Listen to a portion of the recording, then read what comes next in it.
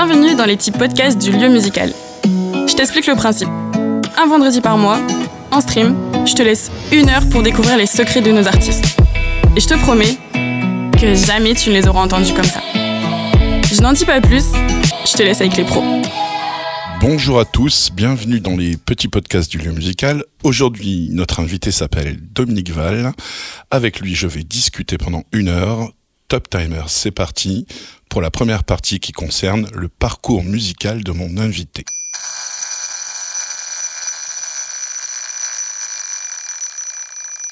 Bonjour Dominique, comment vas-tu ? Bonjour Karim. Écoute, ça va bien. Ça va, tu as passé une bonne journée ? Oui. Tu t'es bien réveillé ? Ouais, ça va. Alors Dominique, je vais te demander de te présenter à ceux qui nous écoutent. Alors, je m'appelle Dominique Val et je suis natif de Grande-Synthe. J'ai 60 ans. Et puis après, j'ai commencé la musique, j'en avais 14. Alors ça, on va venir après, bien sûr. Jusqu'à maintenant. Donc t'es un ch'timi.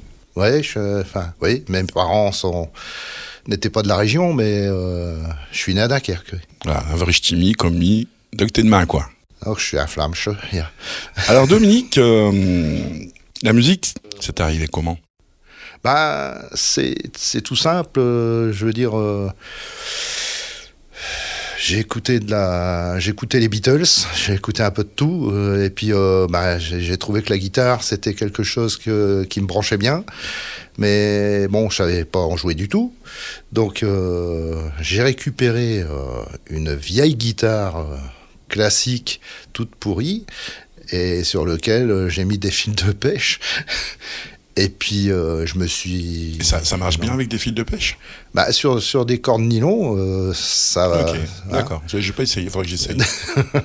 Bon, c'est pas top, mais je veux dire, pour quelqu'un de 14 ans qui sait pas jouer, c'est très 14 bien. 14 ans, des fils de pêche et une guitare. Ouais, une guitare fendue, comme une boîte à camembert. Et avec tout ça, t'as démarré la musique. Ouais. Est-ce que tu peux nous parler de ton parcours musical ? Après ma fameuse guitare à fil de pêche, j'ai rencontré François Moreau, qui c'est François Moreau ? Alors François Moreau, c'était un voisin avec qui je jouais au foot, dans la rue. Alors je t'interromps parce que bizarrement, il y a un quartier à Grande-Synthe qui s'appelle le quartier des musiciens. Ouais. Et bizarrement, il y avait une concentration de musiciens à cet endroit-là, je crois. Oui, mais moi, c'est celui des écrivains. Les écrivains. Ouais, parce que la rue Victor Hugo à Grande-Synthe, c'était les écrivains. Et donc, il y avait François, il y avait Jean-Paul Carême, il y avait Pascal Carême. On s'est rencontrés, surtout avec Jean-Paul et François. Et on s'est dit, tiens, ça serait intéressant de faire un peu de musique à trois. Donc François, aimant taper sur les bouts sur des bidons et ainsi de suite, donc il est devenu forcément le batteur, avec ce qu'on avait à l'époque, c'est-à-dire une grosse caisse et une caisse claire, et une cymbale. Et comment c'est Polo, lui, on avait un ampli pour deux. Et en fait, j'avais commandé une guitare électrique. J'avais acheté une guitare électrique à un de mes cousins. Et en fait, cette guitare, c'est une guitare qui date des années 59-60. Et il y avait le tout petit ampli de 5 watts à lampe, ampli de tourne-disque. Et puis on a commencé là-dessus, avec Polo, qui lui aussi avait une guitare. Donc on est dans les années 80, je crois, c'est ça ? Non, on est avant ça, avant, 14 ans, on avait 76, 77. Donc François, Polo, Dominique, alors il se passe quoi ? Alors il se passe qu'on crée un groupe. Alors, il s'appelle comment le groupe ? Les Gold String. Ah, ça veut dire quoi ça ? Les cordes d'or. Ah, c'est beau. Bravo. Les Gold String. Donc, on répétait chez moi, et on répétait dans un garage derrière, parce que François, il avait un garage, square, derrière, dans le square.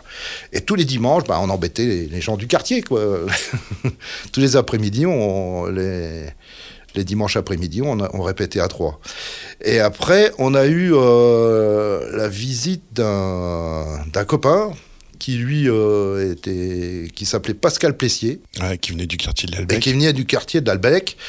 et qui était très Sub Kids à l'époque. Ouais, bah ça c'était Ramones, du temps des Spiders, enfin c'était même avant les Sub Kids. Très Sid Vicious. Ouais, c'était un gars qui aimait le rock garage, qui aimait le rock punk, hein. Et nous on était plutôt orientés sur de la musique rock, mais comment je vais dire. On avait plus du côté de Téléphone. Ouais. Tout ce qui était même déjà un peu comme du Ray Charles ou des trucs comme ça, on était assez musique noire, assez Jimi Hendrix, Led Zeppelin, enfin tu vois des trucs du moment. La Woodstock Company. Voilà, un peu. Ouais. On aimait bien ce genre de groove. Voilà. Je reviendrai après sur ça. Justement, j'ai préparé quelque chose. Et après, donc Pascal Plessier a intégré le groupe. Et là, on a changé de nom, on s'est appelé Alizé. Ah, Alizé. Alizé. Et donc, Alizé, il y a eu aussi la jonction de Pascal Carême au chant et à l'harmonica. Donc, ce qui veut dire que là, on a monté à partir de, je dirais, fin 76. Ouais. 76, 77, parce que c'est quand même assez loin, donc on a monté ce groupe. Et on a eu la chance, parce qu'on faisait partie de la MJC, la Maison des Jeunes et de la Culture, à Grande-Sainte, qui est anciennement le Varlin, on a eu la chance de pouvoir avoir un créneau de répétition dans la fameuse salle de spectacle, et donc on répétait comme on voulait, quand on voulait. Je me souviens, j'avais 14 ans, je venais vous voir répéter. Ouais, et il y avait nous et il y avait les fameux Sub Kids, qui étaient les dissidents des Spiders de l'époque, avec Frédéric Rocher, Scum, enfin toute la clique. Pascal. Alors, je vais juste te demander, on va accélérer un petit peu parce que j'ai beaucoup de questions. Ouais. D'accord. Donc, il y a eu Alizé, et puis après. Donc après Alizé, Jean-Paul, il a quitté le groupe pour créer Kidam, le groupe qui s'appelait Kidam. Donc il est parti sur Gravelines, et donc moi je suis resté à la guitare, et Pascal Plessier est parti pour former les Rats, qui était un groupe punk rock avec Denis Rocher. Voilà. Skem. Non. Et Fred Rocher et Denis Rocher. Non. Dans les Rats, il y avait... je me souviens plus trop des noms des gars, mais je sais que c'était dans le même genre. On était au même endroit. Ouais. C'était très bien d'ailleurs, ce qu'ils faisaient. Alors on continue quand même. Quels sont tes goûts musicaux, Dominique ? C'est très, très varié. Ça va du classique... en passant par le jazz, le blues, le rock, le hard rock aussi, certaines formes de hard rock. Après, j'écoute de la funk, j'écoute un peu de tout. Alors, tes influences musicales ? Alors, mes influences musicales, il y a eu beaucoup Eric Clapton avec Cream, il y a eu Jimi Hendrix, il y a Led Zeppelin, forcément, les Deep Purple, enfin, j'en passe, tous les groupes des années 70. Et après, il y a eu du jazz aussi. Voilà, donc tu as une influence très très large en fait. Ouais. Dis-moi, tu es bassiste et guitariste. Oui, enfin... T'es droitier ou gaucher ? Je suis droitier. Ok, mais musicalement, mais sinon... Ouais, je suis droitier aussi. Ouais. Très bien. Et dis-moi, pourquoi tu as choisi cet instrument et pas un autre ? Je dirais que quand on a commencé à faire à l'époque à l'Élysée, eux ils jouaient il y avait deux guitares, moi j'ai pris la basse. Donc ça c'était pour les besoins de la chose, quoi. Donc on fait comme ça. Hein. Tu fais quoi toi, tu veux faire la batterie. Voilà. Je sais pas faire le batteur, mais si tu vas faire batteur quand même. Non, mais là on s'est lancé. Je me suis lancé. J'ai acheté une basse à l'époque, une basse pas chère, hein. Parce qu'on n'avait pas non plus l'argent pour se payer des Gibson et j'en passais des meilleurs, qui coûtaient très très cher à l'époque. Et donc, je me suis mis à la basse. Et après, quand Jean-Paul est parti et que Pascal Plessier est parti, je me suis remis à la guitare et c'est Géry Flagolet qui est venu jouer la basse. C'est quelqu'un qui joue du clavier aussi, il me semble. C'est un gars qui a joué du clavier après avec Kidam. Ouais, c'est ça. Mais avec nous, on a formé, donc François, Géry et moi, on a formé le groupe Rift. Et le groupe Rift, on a été les premiers à inaugurer le lieu musical ici. Alors, je sais que tu as beaucoup de choses à dire. Je vais revenir sur quelque chose. Moi, je te connais comme musicien depuis tes débuts. Et j'aimerais que l'on fasse un retour en arrière dans les années 80, à l'époque du Minitel, Internet, c'était de la science-fiction. Il y avait juste Tron pour nous expliquer. On est à la MJC de Grande-Sainte, puisque tu parlais de la MJC de Grande-Sainte, et je te dis Cacolac. Cacolac, c'est du chocolat, ça. C'est du chocolat. T'as dû en boire beaucoup. Cacolac, on le préparait à la MJC, parce que moi, j'étais derrière le bar à préparer les... Voilà. En fait, j'en reviens, t'étais aussi bénévole à la MJC, tu tenais le bar, tu mettais en place... conseil d'administration aussi. C'est ça, voilà. Hein, je sais que t'es administrateur, ouais. T'as une période citoyenne importante à la MJC. On passait les films aussi. En tant que jeune, et tu passais des films aussi. Ouais, on faisait de la sérigraphie, on faisait plein de choses. Alors, ton premier groupe, c'était Alizé. Alizé, c'était quel genre? Alizé, ça ressemblait un peu un peu comme, je dirais, un peu comme du téléphone. C'était rock, mais il y avait mais c'était des textes, c'était écrit. C'était pas des reprises, c'était des vraies compositions. C'était des compositions, ouais. C'était Pascal qui écrivait les textes, c'était Jean-Paul, moi ou François, on trouvait des musiques à adapter. Il y a eu des enregistrements à l'époque d'Alizé? Oui, j'ai un enregistrement, j'ai même un enregistrement vidéo. Là, tu nous as ramené des enregistrements. Oui, mais pas de cette époque-là, parce que c'est vraiment très ancien, et puis c'est sur des cassettes. Enfin. Alors, Alizé, ça jouait comment? C'était quoi? C'était organisé comment? Les répètes, les concerts, ça se passait comment? Il y avait des groupies aussi, peut-être, non? Il y avait Géry qui nous suivait, il y avait Hervé Lecoq qui s'occupait de son et des lumières. Il était au son, Hervé. Il était au son, c'est lui qui nous sonorisait. Ouais. Mais on était tous de la même tranche d'âge, on avait 16-17 ans. Donc c'était le début pour tout le monde, quoi. Alors je reviens sur un lieu mythique à Grande-Sainte qui s'appelle la Salle Ampère. Est-ce que t'as connu? Oui, j'ai répété dedans. T'as répété dans la Salle Ampère? J'ai répété dans la Salle Ampère, ouais. Voilà. Ouais. Parce que justement, cette salle Ampère, après, elle est devenue le club de Lagrange. Et cette salle, il y avait toutes des petites salles à côté, c'était en bois, c'était un baraquement. Et c'était juste à côté des arts musicaux. C'était un espèce de préfabriqué où ça répétait le dimanche. Et puis en plus, ils faisaient des balles là-dedans, ils faisaient tout. C'était un ancien bâtiment qui servait un peu à tout, quoi. Alors, si je te parle de la Salle Ampère, c'est juste pour faire un marqueur sur le fait que, déjà à cette époque, en fait, il y avait cette volonté de vouloir donner la place à la musique rock sur la ville. Ouais. Hein, et il y avait un groupe qui s'appelait les Royalty Rock. Royalty Rock, effectivement. Avec ton frère. J'ai bien connu. Avec ton frère et... avec mon grand frère. Et Carpets Band aussi. Avec Carpello. Avec Franco Loré. Voilà. Avec Mathieu Converti, je le croise encore, Mathieu Converti. Ah ouais. Dis-moi, pendant toutes ces années musicales, t'as bien une anecdote qui t'a marqué? Moi, je me souviens qu'au début, avec Alizé, quand on jouait, c'était assez compliqué. Parce qu'on avait quand même la trouille. On avait 16-17 ans, il fallait monter sur scène. Et je me souviens, une fois, on faisait la tournée des MJC. Donc, il y avait la MJC de Calais. On avait joué la MJC de Calais. Et il y avait une petite trappe où on voyait la salle. Donc, au début, nickel, quoi. Il n'y avait pas grand monde, on était tranquille. Puis d'un seul coup, on a ouvert cette trappe, et là, c'était plein. C'est dingue comment... Et donc justement, j'avais pas prévu ça, mais je voulais te parler du track, en fait. Justement, alors c'est plein, il se passe quoi? Alors, il se passe que...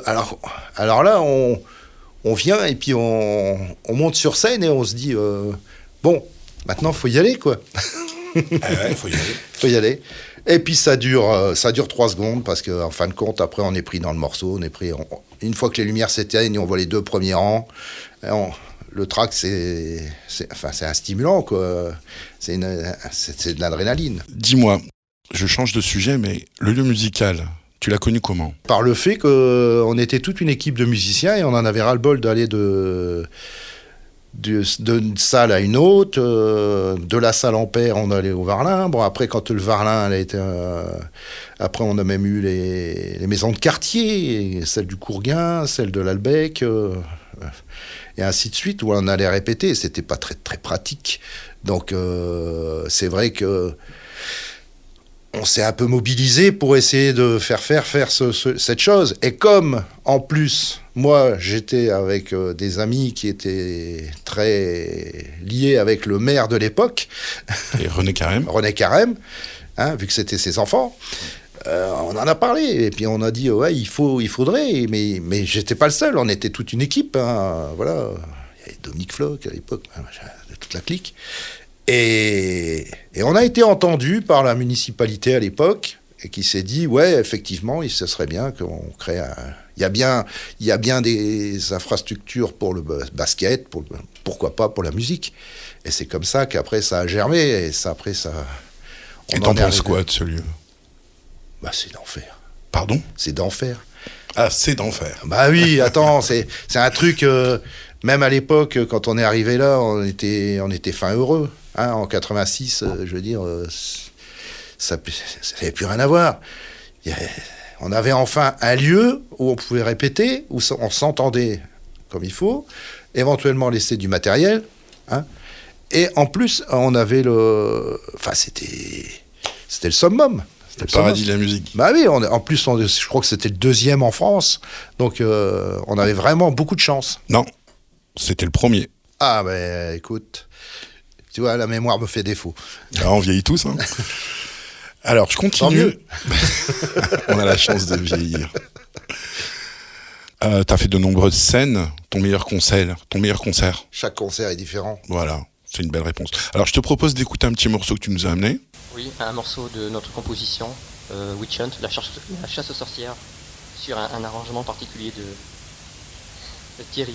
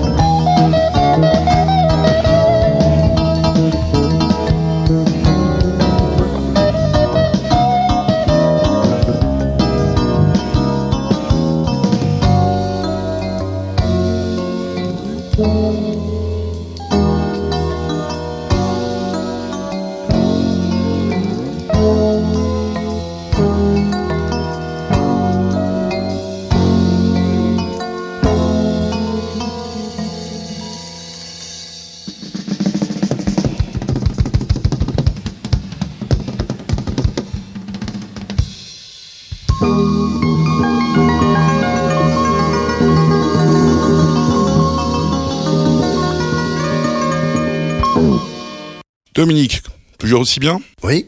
Très bien. Ton surnom, c'est Tonton. Comment ça se fait ? Ah, ça vient de mon neveu Clément Martin.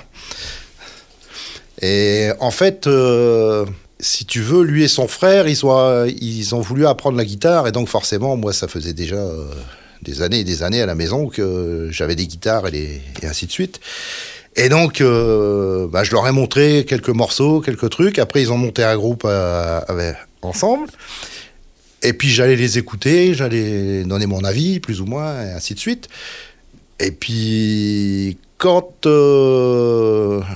il y a eu les jams qui se sont faites au niveau du Red House. Alors, Red House, c'est un endroit où il y a beaucoup de concerts qui se trouvent à Dunkerque. Oui, c'est un restaurant qui est à Dunkerque et qui fait des jams de temps en temps. Et donc, moi, les neveux m'ont dit, tiens, tu devrais venir, tonton, tu devrais venir. Et quand je suis venu, justement, c'est tombé que, tiens, c'est tonton. C'est tonton. Puis c'est comme ça que c'est devenu tonton Domi. Allez, je reviens vers ton actualité un peu passée. Le 26 novembre 2022, tu étais aux 4 Écluses. Il s'est passé quoi ? Alors là, on a fait une prestation avec deux jeunes musiciens, une trentaine d'années, Clément et Paul, parce que c'était pour mon ami Pascal Gaden, dit Gaga, qui était décédé au mois de mai. Et donc, il y a eu un concert tribute à Gaga. Donc, étant le voisin de Gaga, et je connais très bien la famille, et ils m'ont demandé si je pouvais jouer. Et donc, on a fait un cover, ce qu'on appelait un cover set. C'est ça, ouais. Avec A3 de 35 minutes. Ouais, je voulais qu'on en reparle un petit peu parce que je pense que c'était sympa de lui rendre un petit hommage à Gaga. Voilà, ça c'était bon. Tant à la fois dans ce podcast. Ouais. Voilà, et je pense que vous avez fait un beau show ce jour-là puisque ça a une résonance sur toute l'agglomération. Ah, je sais pas. Donc on peut que vous féliciter. Top Timer.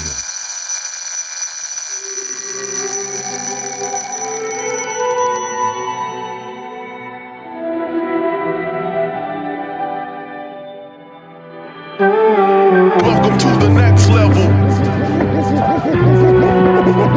Okay. I reloaded. Let's go. Welcome to the next level. The realest.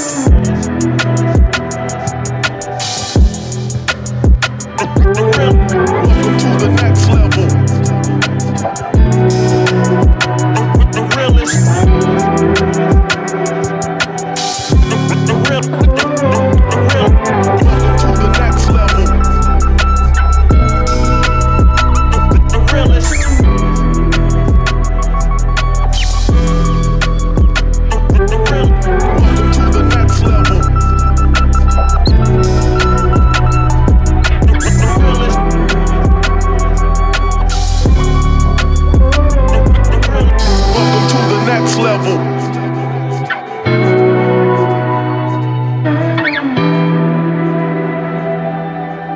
Alors, nous allons passer Maintenant, au speed dating x3.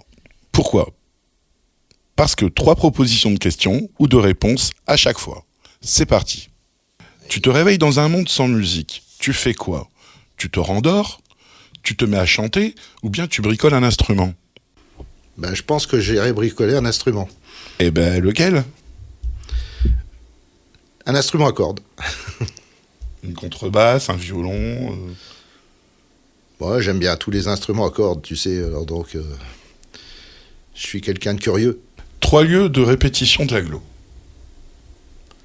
Alors, le lieu musical, les 4 écluses, et après, je sais qu'il y a encore un centre à Coudekerque, je crois, c'est ça ? C'est ça, ouais, je ne sais pas te dire comment il s'appelle moi non Ouais. plus, mais il y a un lieu de répétition à Coudekerque, effectivement. Ouais, Alors, 3 salles de concert où tu as joué en France. où j'ai joué en France. 3 salles de concert. Alors, le Palais Littoral, le Varlin, et la salle de la Convention à Coudekerque aussi. J'ai jamais fait vraiment de grandes scènes, donc c'était surtout des podiums. Dominique, tu pars en vacances sous le soleil de Bodega, sous le soleil des tropiques ou bien sous le soleil des Alizés ? Des alizés. Ah, pourquoi ? Ouais, parce que Ça, c'est une réponse, parce que... c'est des vents chauds, c'est des vents porteurs. Dominique, tu dois faire une tournée avec un de ces 3 groupes. L'affaire Louis Trio, les Rita Mitsuko ou Au Bonheur des Dames. Lequel tu choisis ? Bonheur des dames. Eh ben, pourquoi ? Parce que c'est rock, c'est burlesque et c'est sympa. Bonheur des Dames, c'est un groupe des années 70. Ouais, Hein, je sais. c'est Je suis sorti avec... Ouais, avec Monique. ou Marcel.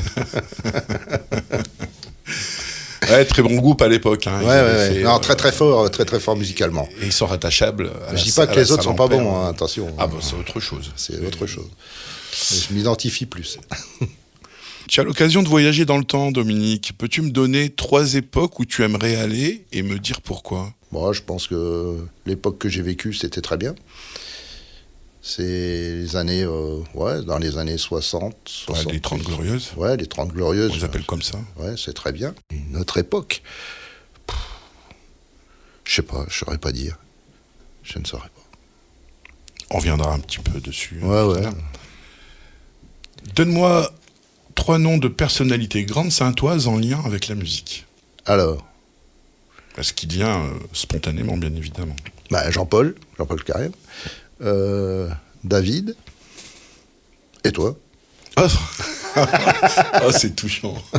Non, parce que vous êtes ceux qui gèrent le lieu, ainsi de suite. C'est donc, une réponse, voilà. pourquoi pas. Quels sont tes 3 endroits de grande sainte que tu apprécies ? Alors, le lieu. Après, chez ma mère, rue Victor Hugo, donc là, c'est le quartier de mon enfance, donc c'est le quartier Saint-Jacques. Après, les autres quartiers le Puy-Touques aussi, qui était très sympathique à une époque. On pouvait faire plein de Oui, et choses. puis là, ça a fait l'objet d'une rénovation, d'une restructuration, et ça reste une base de loisirs très appréciée par les familles. Hein. Effectivement. Je continue avec tes 3 plats préférés. Mes 3 plats préférés. Il y en a beaucoup. Juste 3, alors ça tombe bien. Le coq au vin. Ah, et ça, Oui. ça c'est magnifique. Après, Surtout pour le coq. après, qu'est-ce qu'il y a d'autre ? Il y en a plein. Je veux dire, le poisson. Le poisson grillé, genre sardines grillées, machin, ainsi de suite. Et puis après, je sais pas, un barbecue. Tout ce qui se met au barbecue. J'aimerais que tu me donnes 3 noms parmi tes musiciens préférés. Alors, en tant que guitariste ou en tant que musicien général ? En général. En général. Alors, j'aime bien Miles Davis. J'aime bien Eric Clapton. J'aime bien aussi Carlos Santana. Cite-moi le nom de tes 3 groupes locaux préférés. Mes 3 groupes locaux préférés. Alors, les 3 groupes locaux préférés. Alors, le problème, c'est que je retiens jamais les noms. Alors, Non, tu vas y arriver. hein. Alors, il y a Mel and Mojo Guy qui sont bien. Je trouve que c'est super. Ils seront eux aussi le 20 septembre au Palais du Littoral. Ouais. Après, il y a... après, il y a le groupe Apollo, mais qui joue que de temps en temps, malheureusement. Pas assez. Qui s'appelle Les éléphants urbains. Les éléphants urbains. Ouais. Et après, il y a le groupe que j'aime bien aussi, bon, il y a mes 2 jeunes là, qui jouent qui sont en train de répéter justement avec Big Bernie. C'est ça, que j'ai écouté des albums qui sont très très bien. Ton dernier colis Amazon, c'est un stage de basse avec Marcus Miller, un week-end au Francofolie, ou bien une tournée tout compris avec Cover 7? Tourner Cover 7. Je sais pas. Attention, il y a Marcus Miller ou les Francopholies, faut choisir. Ouais, Marcus Miller, prendre des cours avec Marcus Miller, ça peut être intéressant, ouais. Ça peut être intéressant. Pas Cover 7 alors, Marcus. Cover 7, si, mais c'est ponctuel, Cover 7. Tu dois choisir.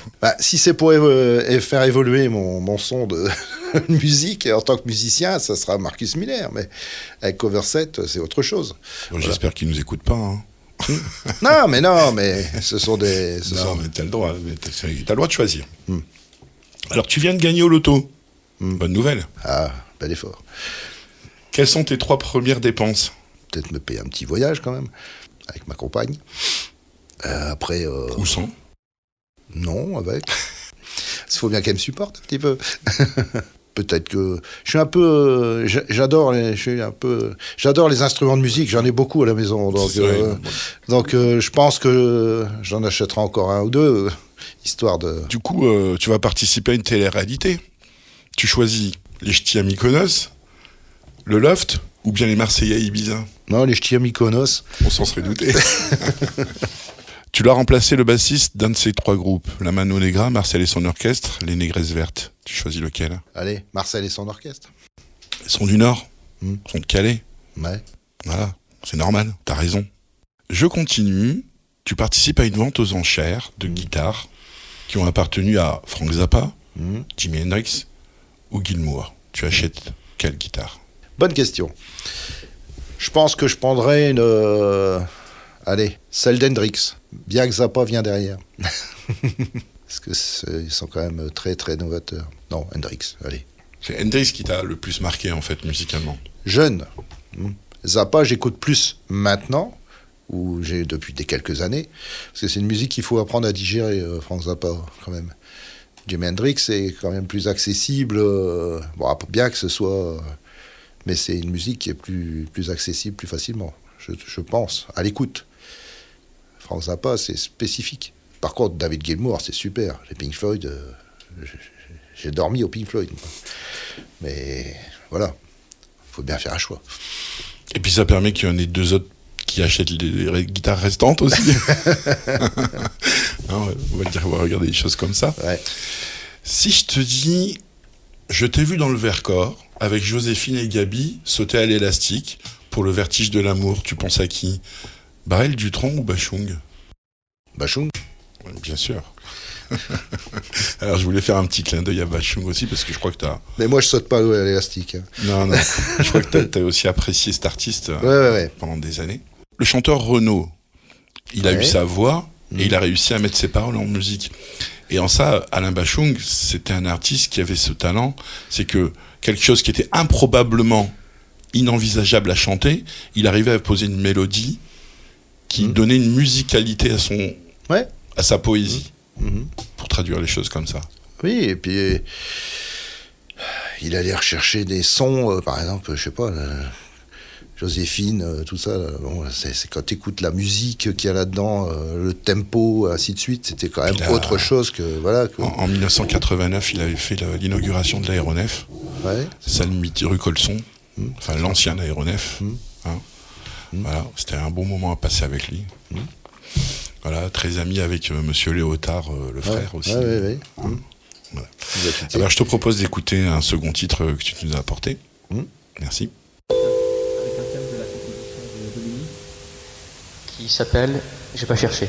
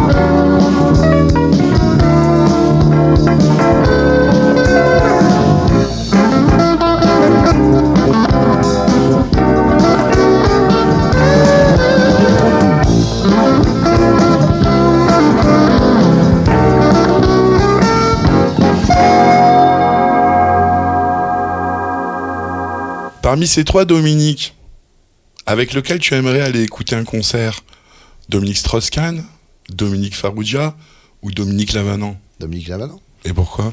C'est une femme. Ah vas-y donc.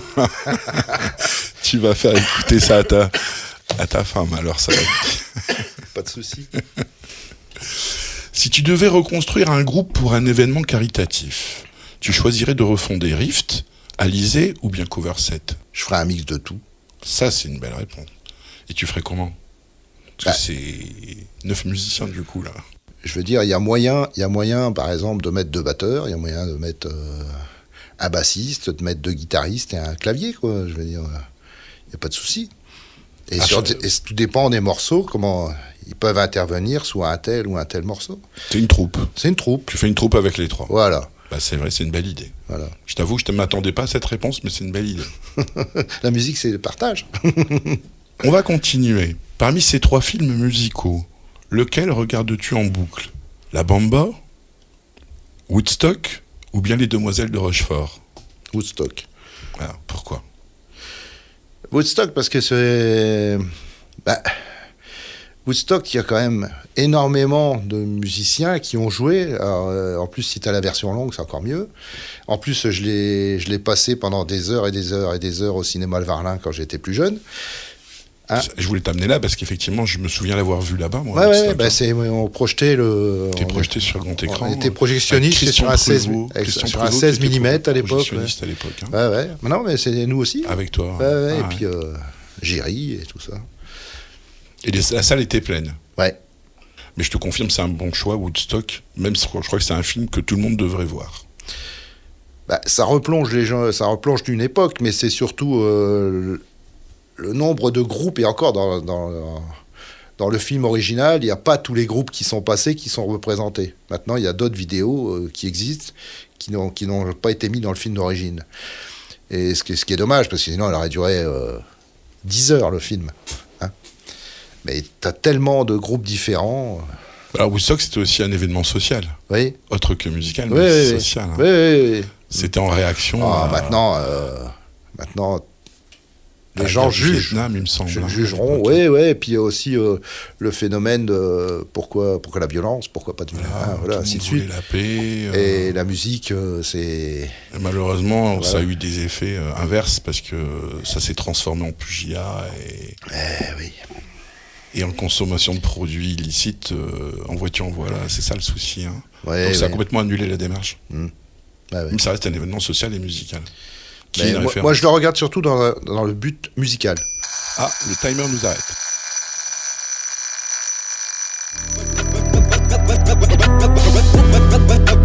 Let's get to the real thing. Welcome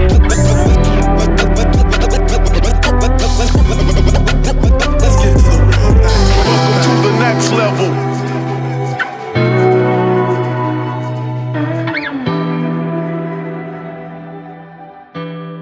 On va passer à la dernière étape de ce podcast, celle qui concerne les évolutions musicales ou à venir, les choix à faire ou à ne pas faire dans un parcours, les médias et autres. C'est un point de vue sur l'actualité sur notre époque, c'est la partie réflexion, philosophie, évasion. Allez, on y va. Dominique, si tu devais te définir comme musicien, comment parlerais-tu de toi ? Comment je parlerais de moi ? Donc, moi, je suis un musicien déjà autodidacte. Arrivé à la musique, vraiment, en essayant des choses et en jouant avec pas mal de gens qui m'ont appris beaucoup de choses. C'est ça surtout, c'est le partage. Mais encore. Mais alors c'est toujours difficile de parler de soi, bien évidemment. Le parcours musical, il évolue en fonction des gens que tu rencontres et en fonction de la musique que tu joues, quoi. Je veux dire, la vie fait que tu dois arrêter, tu reprends. Je suis un peu intermittent, quoi, quand même. Moi, j'avais mis une notion, je te trouvais un peu mercenaire de la musique. Mercenaire de la musique. Mercenaire, ça veut dire un peu... Parce que tellement je t'ai vu dans des groupes. Disons, j'ai souvent fait des interventions avec des gens différents. C'est ça. Ouais, et c'est ce qu'on avait comme philosophie avec Pressbook, ça surtout. C'est le groupe Pressbook qui m'a appris ça. On travaillait avec des musiciens qui étaient le pianiste, c'était Thierry Derkel, et Thierry Derkel était intermittent du spectacle, et ainsi de suite. Et puis, il y avait Elio à la basse, qui jouait du violoncelle, machin et tout. Elio Ambrosio, qui, justement, lui, m'a bien aiguillé dans la tête pour tout ce qui est son de basse. Et on se disait, un groupe, oui, mais un groupe, généralement, il y en a, ils prennent le phénomène de groupe, identité, 4 mecs, machin, on peut pas jouer avec d'autres, on est sur un circuit fermé. Ça marche qu'un temps. On fait la base et on arrête. Voilà. Ça marche qu'un temps. Parce que la musique, c'est pas ça. La musique, c'est l'ouverture. La musique, c'est le partage. Donc, le but de la manœuvre, c'est quand même de dire, tiens, si tu peux jouer avec un tel, tu vas apprendre et tu vas donner, tu vas transmettre aux gens qui écoutent une autre forme de musique, ce qui est vachement important. Je suis quand même quelqu'un qui a joué un certain temps, puis après je me suis occupé un peu de ma famille, et ainsi de suite. Tout le monde a une famille. Et donc, j'étais un peu longtemps au repos, on va dire. Et là, j'ai repris depuis quelques années. Mais j'aime bien cette notion de jouer. Tiens, on pourrait faire un truc ensemble. Il n'y a rien de figé. Alors, il y dans la il y a quelque chose que tu n'as pas dit te concernant, c'est parce que forcément c'est pas facile à se mettre des qualificatifs, mais tu as une écoute assez particulière, je crois. Tu as quand même une oreille assez sensible. Bah, disons que oui, Pour preuve, tout à l'heure, quand tu arrives au lieu musical, il y avait un groupe qui répétait la porte fermée. Tu m'as dit tout de suite, il joue trop fort. Oui. Ouais, mais ça, ils vont l'apprendre à leur dépens, après. C'est sûr. À moins qu'ils jouent qu'avec des boules caisses. Mais ce que je voulais souligner, c'est que si tu as joué avec tous ces groupes-là, comme en tant que mercenaire, je vais le traduire comme ça, mais tu as une écoute assez affûtée. Je suis curieux, donc forcément, je suis curieux de savoir comment ils arrivent à faire cette musique sous une autre forme et ainsi de suite. Et donc après, le tout, c'est d'arriver à mettre... Tu sais, quand tu passes du jazz un morceau de jazz à un morceau de blues, à un morceau de rock, à un morceau de reggae, les tempos sont différents, la couleur est différente. Mais en fait, c'est ça l'important. Et c'est ce qui va te donner beaucoup plus de possibilités de jouer. Si tu t'ouvres à ça, tu vas pouvoir jouer avec beaucoup de gens. Alors justement, j'en viens à la question suivante. Comment tu composes ? Comment tu travailles la musique ? Alors les compositions, oui, j'en ai fait quelques-unes, mais pas grand-chose qui ont été gravées d'ailleurs. Mais ce que je veux dire, quand je compose un morceau, j'ai une mélodie. Admettons, j'ai une mélodie, je parle d'une mélodie dans ma tête, j'ai un air qui me vient, voilà. Ou ça peut être aussi un rythme, et puis il y a une couleur, tu sais, en fonction de ton humeur, en fonction de ceci, en fonction de cela, en fonction de ce que tu vois des fois à la télé, ou ce que tu entends, ce que tu as entendu avec d'autres formations. Et là, tu crées et ça avance tout doucement. Mais bon, après, moi, je ne suis pas un grand compositeur. J'ai déjà créé des morceaux, mais je ne suis pas un grand compositeur. Alors j'imagine, tu travailles un son, tu travailles une phrase, tu l'enregistres. Ça se passe comment ? Je travaille surtout mes instruments de telle manière à pouvoir... Tu joues combien d'heures par jour ? Généralement, le matin, je fais un peu de guitare, hein. Et puis l'après-midi, un peu de basse, ça dépend. C'est quotidien. Ouais, oui, c'est tous les jours. Faut le dire, c'est ce Ouais, non, mais je joue tous les jours. Je joue tous les jours pour m'entretenir, parce que justement, mes mains, il faut qu'elles... Et puis en plus, c'est une ouverture. C'est une ouverture. Par exemple, tu écoutes un disque, tu achètes un disque de jazz ou de blues ou n'importe quoi, puis là, tu dis, tiens, comment qu'il a fait ça, lui c'est bizarre. Alors t'écoutes. Parce que moi, je travaille encore à l'écoute, et j'essaye de reproduire aussi. Tout à l'heure, tu es curieux. Ouais, je suis curieux. Tu veux comprendre. Après, tu peux avoir la partition. Alors ça, par exemple, quand on est à l'école de musique, on a des partitions et ainsi de suite. Et là, tu dois décortiquer ton accord. Tu dois apprendre à savoir ce que tu joues.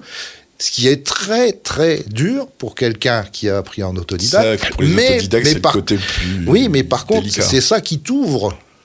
C'est ça qui te permet de comprendre ce que tu fais. Voilà. mais c'est ça qui permet d'évoluer, surtout. Aussi. Parce que sinon, tu resteras enfermé dans la même consonance musicale. On va élargir un peu notre conversation. Pour toi, faire de la musique aujourd'hui, ça permet quoi ?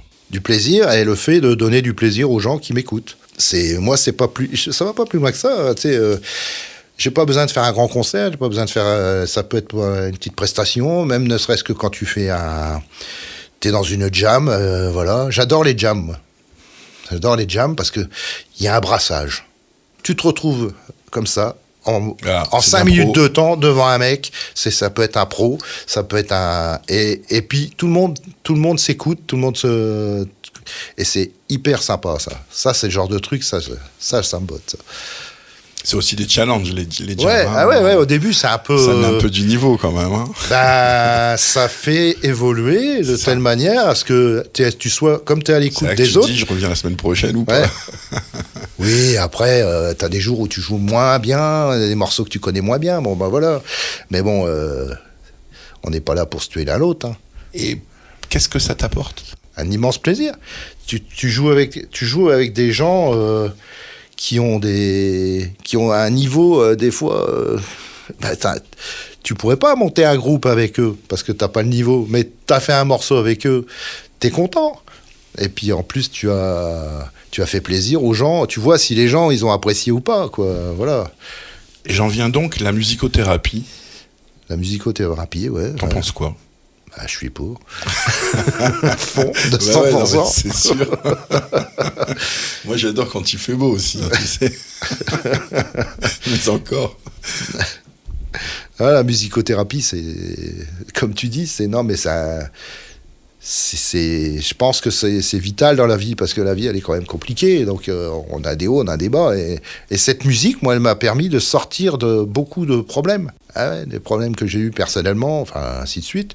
La musique, c'est mon échappatoire. C'est une deuxième. En fait, il y a Dominique Val, le monsieur, et qui se balade, qui est avec sa compagne, avec ses enfants, avec ses machins, ainsi de suite. Et puis après, il y a Dominique Val sur la scène qui est totalement différent parce qu'il se prend un pied monstre à faire plaisir et à se faire plaisir. C'est à cet endroit-là que tu lâches les soupapes un peu parfois. Ouais. C'est un peu comme dans le sport. Ouais. Bah, le sport aussi. Il faut faire du sport aussi. Ouais. Il faut, c'est prioritaire. On invite tout le monde à faire du sport et de la musique. Ouais. Effectivement. Je continue avec ton actualité musicale.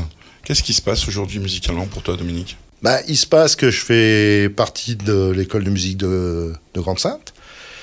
Et donc, pour les ateliers de musique de jazz, avec Jean-Paul. Et je fais des interventions aussi avec comment on appelle ça, les violoncelles et ainsi de suite. Et ça, j'adore. Ça, c'est un challenge, ça. Quand tu es musicien, que tu viens du rock, et puis d'un seul coup, on te dit... Tu joues avec des académiciens. Tu joues avec des violons, des violoncelles, des instruments classiques. Très formateur. Alors là, c'est une autre écoute, c'est une autre approche. Et toi, tu t'intègres dedans, et eux, ils t'écoutent aussi. Parce que, bon, voilà, c'est ce que je disais toujours, l'histoire du partage. Ça, j'adore. Et après, bon, bah, le parcours, bah, là, mes amis du Cover Set, quand on fait un petit concert de temps en temps, c'est sympa. Le dernier concert auquel tu as assisté dernièrement ? Ah, j'ai été dimanche Bernard Braz. Pardon ? J'ai été écouter Bernard Braz. Ah, je connais pas, moi. Bah, c'est un musicien de musique celtique. Ah, mais je suis pas dans le celte, donc forcément. Donc, il y avait le fameux concert, le festival à Lonne Plage, et là, j'ai été écouter des groupes. Il y avait Axel Bauer aussi, je crois, c'est ça ? Ouais, ça, c'est vendredi, mais moi, j'ai pas été. Moi, ça a déplu, je crois. Non, mais j'ai été que. Je sais pas. Si, ça a déplu. Après, la vie de chacun, moi, je ne dis rien. C'est comme To Be Alive, quoi. Tu fais un titre, tu fais 40 ans de carrière. Non, mais là-dessus, moi, je dis rien, parce que tout le monde a sa place dans la musique. Ah non, mais bien sûr. Et puis voilà. Par contre, Bernard Braz, je l'avais vu il y a quelques années, et là, je l'ai réécouté, oui. Et puis il y avait d'autres groupes, il y avait des groupes danois. C'était une musique celtique, quoi. Donc c'est une autre approche. Ça t'a plu ? Ouais, bah oui, moi j'aime bien tout ce qui est un peu Vielle de Gand, machin, tout ça. Alors je te ramène un peu à Grande-Synthe. Oui. Il vient de se créer un fonds des musiques locales. Comment tu perçois ce nouvel espace dédié à l'histoire et à la mémoire des enregistrements de groupes locaux ? C'est bien. Non, mais il fallait. Je pense que c'est utile parce que on n'est qu'à passage. Je veux dire, on peut très bien passer 10 ans au lieu musical, comme il y en a, ils ont passé que 2 ans. Et par contre, ils ont créé des choses, ils ont fait des choses à... Alors, bizarrement, c'est quand même quelqu'un que tu connais bien qui a mis ça en place. Ouais. Il s'appelle Clément. Ouais, Clément. Martin. Ouais. Voilà. Ouais. C'est assez intéressant. Ouais. C'est quelqu'un qui est dans la musique et lui, à qui tu as mis les pieds dans la musique, qui aujourd'hui crée un fonds des musiques locales. Moi, je trouve que là, à cet endroit-là, tu as été un vrai transmetteur, quoi. Oui. Bah, c'est surtout lui qui il s'est lancé dans. Bah, c'est son métier. Après, voilà, il adore, il écoute il en sait certainement beaucoup plus que moi sur la musique maintenant, parce qu'il écoute de plus en plus de groupes différents. Et donc...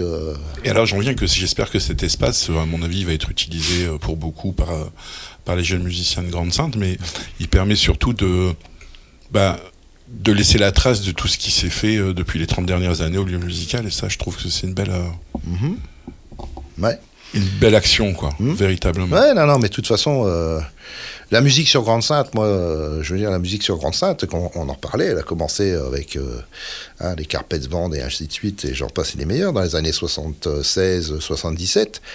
Donc c'est ces deux-là qu'il faut partir Il y a eu l'avant-lieu musical, et à partir du lieu musical, c'est vrai que là, il y a eu un brassage de groupes et ainsi de suite, avec les fameuses compiles qui ont été faites à une certaine époque aussi, qui sont représentatifs des groupes de l'époque. Quand on regarde dans le rétroviseur, effectivement, certes, Grande-Sainte, c'est une ville sportive, mais c'est aussi une ville très musicale. Oui. Très, très musicale. Beaucoup de créations et beaucoup d'artistes grande-saintoises sont envolés musicalement. Oui, bien sûr. Un peu plus largement, la scène rock dunkerquoise est-elle suffisamment organisée pour toi Qu'est-ce que tu portes comme regard sur cette situation ? Je pense qu'il y a plus de choses qui bougent maintenant qu'à une certaine époque.